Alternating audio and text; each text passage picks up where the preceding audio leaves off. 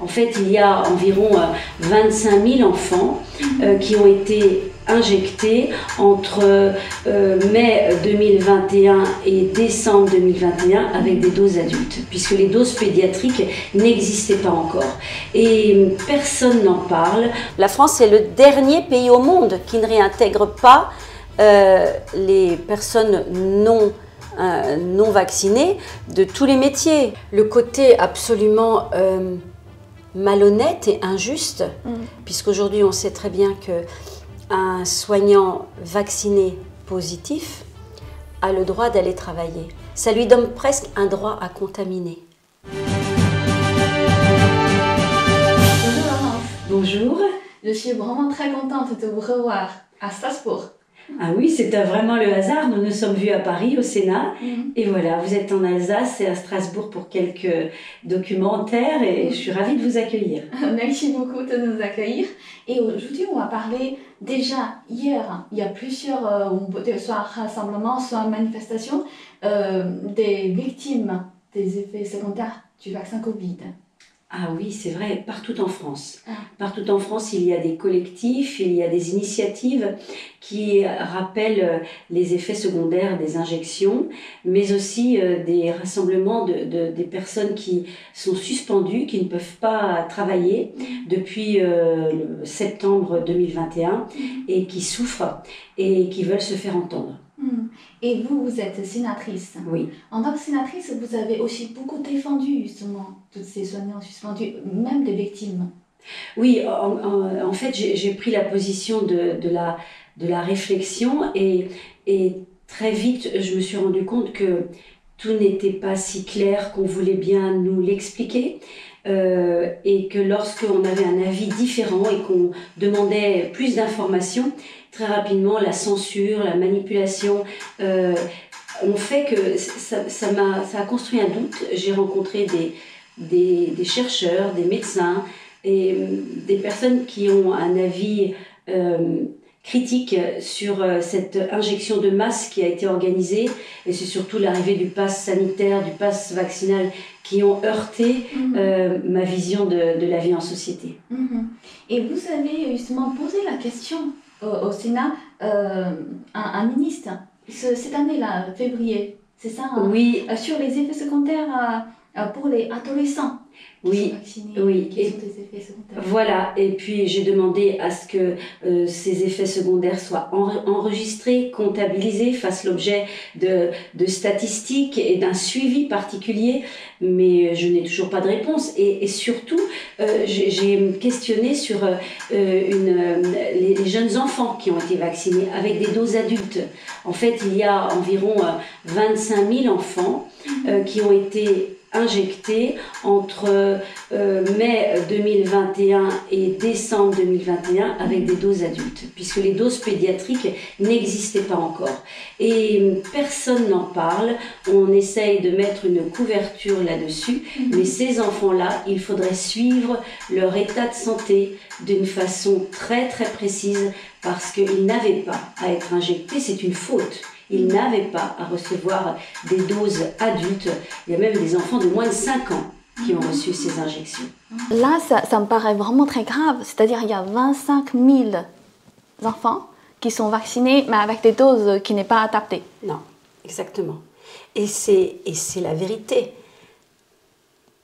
Mais on n'en parle pas, parce que c'est une faute. Ça relève du pénal. Mais est-ce qu'il y a des conséquences graves pour ces enfants?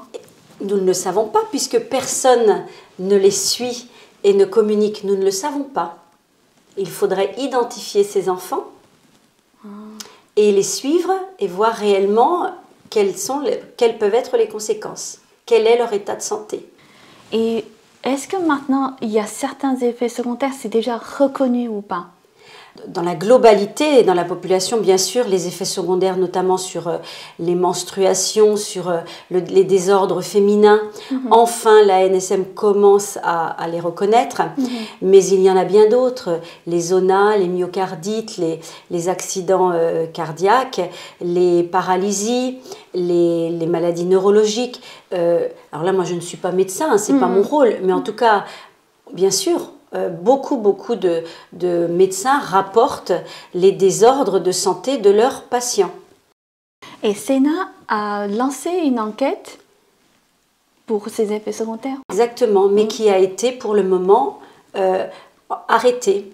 On attend la suite, mais pour le moment, on dit qu'il n'y a pas de raison de continuer. Qu'elle est en pause, cette enquête. Et nous demandons bien sûr à ce qu'elle soit reprise, puisqu'il y a eu un rapport qui n'est pas définitif et qui appelle un rapport définitif. Il y a eu des élections entre-temps, les élections législatives, donc le président de cet office parlementaire a changé. Et le travail n'a pas repris. Et les auditions n'ont pas reprises. Et c'est prévu de reprendre ou pas? Elles devraient, mais nous n'avons aucune information. Je sais que les associations, que les gens qui ont été auditionnés attendent que cette enquête reprenne, mais ce n'est pas le cas pour le moment. Et concernant les enfants, dans le Sénat, c'est possible pour les sénateurs de proposer quelque chose, c'est-à-dire pour protéger ces enfants? Ça doit être possible de proposer, mais personne ne l'entend. Aujourd'hui, il n'y a pas de volonté d'entendre cette problématique. Beaucoup ne se posent même pas la question et n'entendent pas que ça a été fait, que les enfants ont été vaccinés. Beaucoup n'y prêtent pas attention. Or, c'est réel. Et ces enfants ont besoin d'être observés, de voir les effets secondaires de la vaccination. Mais vous savez qu'aujourd'hui, finalement, on ne regarde pas dans le passé et on parle déjà de vacciner les enfants qui sont très peu vaccinés en France. Il y a une campagne européenne et une campagne nationale qui voudrait que les parents vaccinent maintenant de plus en plus les enfants contre la Covid. Or, on sait que les enfants ne sont pas concernés par cette maladie. Et la semaine dernière, le ministre de la Santé rappelle que tout le monde peut être vacciné. Et que pensez-vous de ça en fait? Je pense que c'est de la propagande, que les gens, on est arrivé aujourd'hui à un virus comme la grippe et que la vaccination, l'injection, elle est proposée et que chacun doit pouvoir choisir de se faire vacciner ou pas, puisque toute cette propagande autour de la solidarité, de la responsabilité, finalement n'a pas de sens. C'est comme un autre virus, vous tombez malade ou vous ne tombez pas malade, et vous vous vaccinez ou vous ne vous vaccinez pas, c'est un choix personnel. Mais il n'y a pas, on a bien compris que ça n'empêchait ni la transmission ni la contamination, et d'ailleurs les gens vaccinés attrapent 2-3 fois la maladie, les gens autour d'eux peut-être aussi, donc ça n'a pas de sens, cette propagande qui veut finalement culpabiliser ceux qui ne sont pas injectés. On n'a jamais vu ça. D'accord. Est-ce que l'efficacité du vaccin Covid, ça fait déjà un sujet de discussion? Ça a été déjà discuté au Sénat? Non, pas du tout. Pas du tout. Ce n'est pas un sujet de discussion, c'est un sujet qui est évité. Et si vous voulez l'évoquer, vous êtes tout de suite censuré. Les gens n'ont pas envie d'en parler. Ok. Mais vous avez en fait au Sénat exactement le reflet de la société sur le terrain. Vous êtes en famille, vous êtes avec des collègues de travail, vous êtes dans votre association, vous vivez la même chose. Les gens ne veulent pas en parler. Les positions sont figées. Ok. Mais est-ce que dans le couloir, non plus, pas du tout. Pas du tout. Oui. Il n'y a pas de discussion ouverte sur ce sujet, absolument pas. Et j'ai entendu justement Monsieur Alain Hooper, c'est ça? Oui. Il a eu... oui, il a été radié il a été condamné par l'ordre des médecins. Il est radiologue et sénateur. Ah, donc la sanction était tombée en fait. Elle est tombée, il a fait appel. Ah, ok. Donc c'est ça le risque en fait, c'est ça. En fait, on se rend compte que les politiques, les syndicats, les ordres, la presse, tout le monde va dans le même sens. C'est une doctrine et les personnes qui évoquent un avis différent sont soumises au silence. C'est inquiétant et c'est surprenant dans un pays comme la France. D'accord. Et du coup, au Parlement, même, il n'y a plus de possibilité. Même au Parlement. De voilà. passer la Non. vie. Okay. Si on veut poser une question sur cette thématique, on n'y arrive pas.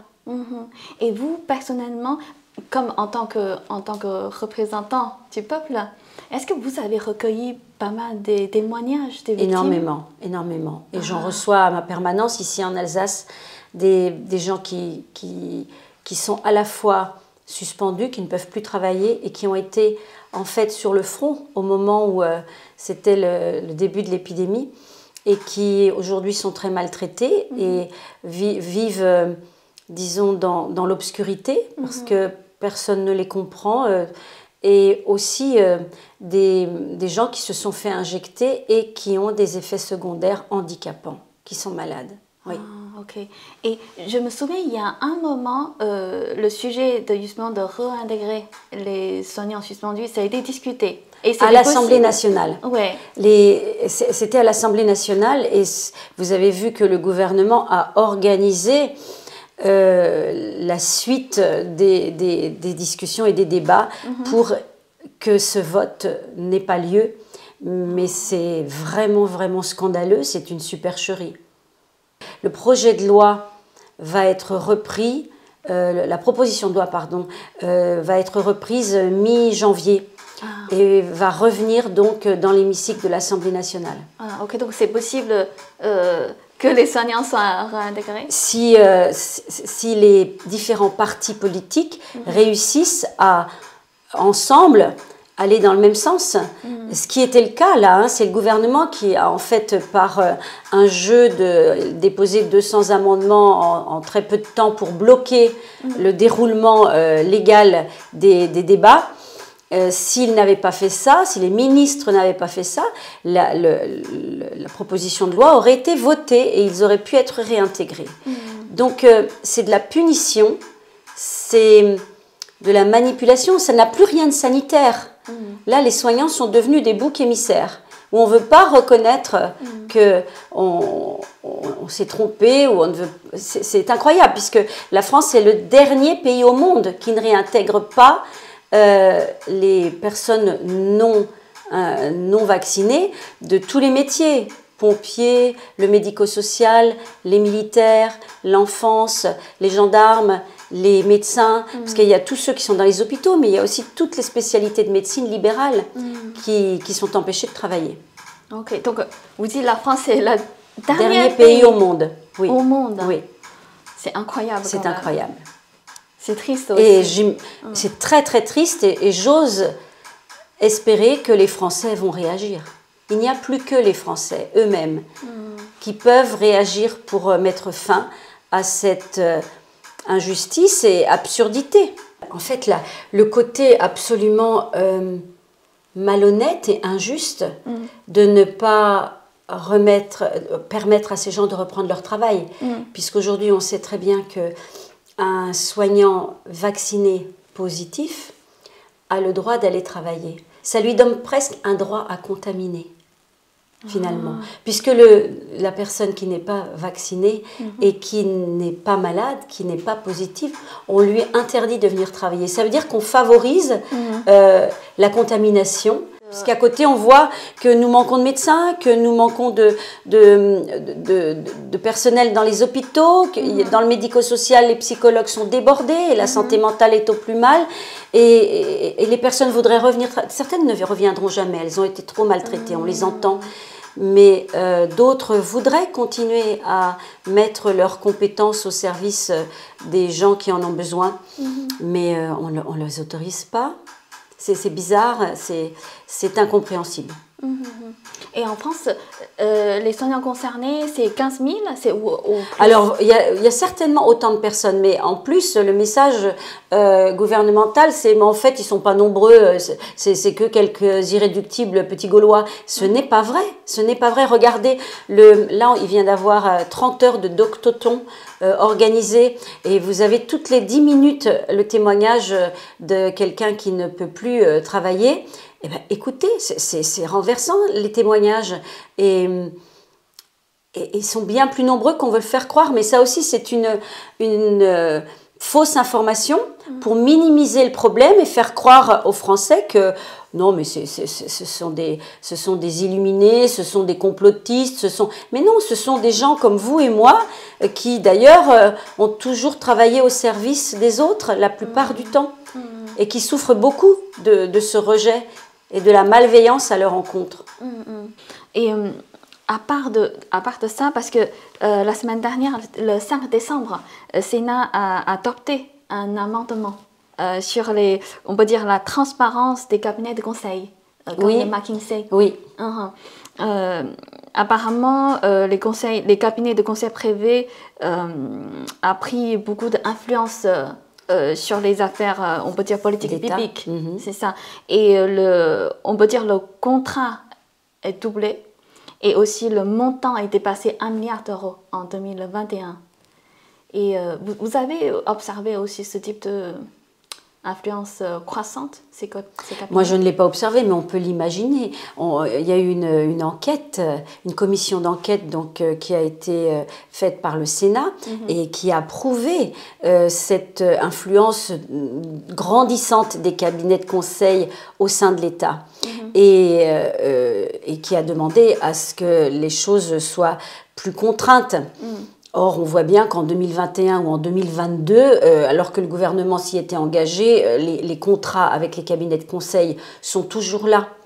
Et McKinsey est un des cabinets de conseil les plus influents au sein de l'État, et d'ailleurs qui a géré et conseillé lors de la crise sanitaire étape par étape. C'est McKinsey qui était à la manœuvre et d'ailleurs qui l'a fait dans tous les pays occidentaux. Vous avez retrouvé la même façon de gérer cette crise sanitaire, c'est du copier-coller. Donc l'idée, c'est vrai, on se disait à un moment, mais oui, mais ce n'est pas qu'en France, c'est partout. Mais oui, forcément, c'est le même cabinet qui a proposé au gouvernement un cahier des charges pour un coût aussi très important. Et ça s'est répété, donc copier-coller dans tous les pays qui nous a mené de crise en crise finalement, puisque depuis quelques temps, on passe de crise en crise. Et on angoisse et on dirige par la peur les populations. Et apparemment, cette vote, c'est-à-dire cet amendement, et c'est contre l'avis du gouvernement. Oui. Et du coup, il peut utiliser 49.3. Bien sûr. Ils peuvent l'utiliser puisque, vous avez vu, on a discuté des budgets aussi, et le 49.3 peut être utilisé. Ça veut dire que les parlements travaillent. Quelquefois, on se dit, mais pourquoi, au bout du compte, puisque le gouvernement passe au-dessus des décisions ou des votes des deux assemblées. Bah justement, c'est comme au travail pour rien. C'est-à-dire vous avez voté pour rien. De toute façon, il peut passer ce qu'il veut, en fait. Mais combien de temps? Nous sommes quand même dans un pays démocratique, et là aussi, je pense qu'à un moment, ce sont les Français qui vont juger si la façon de légiférer est la bonne pour un pays comme le nôtre. Moi, j'ai confiance en eux. Parce que les Français comptaient sur vous, c'est-à-dire... Oui, alors nous y travaillons, mais nous avons nos limites. Comme les gens suspendus ont leurs limites. Donc, vous savez, ça fait boule de neige. Si au fur et à mesure, chacun est concerné par un manque de liberté, et la liberté d'expression en fait partie. Regardez la presse qui est muselée aussi. À part les grands journaux, les grands médias qui, bien sûr, les journalistes sont salariés de grands groupes financiers qui ne peuvent donc communiquer que sur ce ils ont l'autorisation de communiquer. Donc ce sont les médias parallèles qui sont bien plus petits, qui ne vivent pas grâce aux publicités, qui sèment, qui doivent semer le doute et qui sont d'ailleurs mis aussi au banc de la société. On censure, on attaque en justice.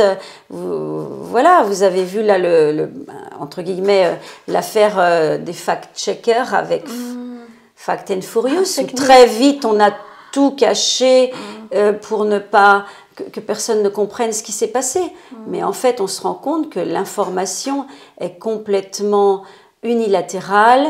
Il n'y a pas d'investigation et elle n'est pas diffusée.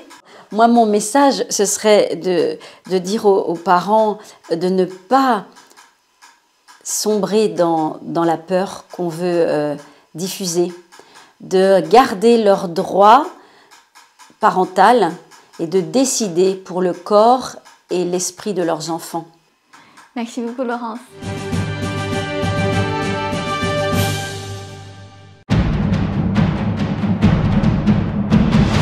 Un spectacle qui compte vraiment. Pour chacun d'entre nous.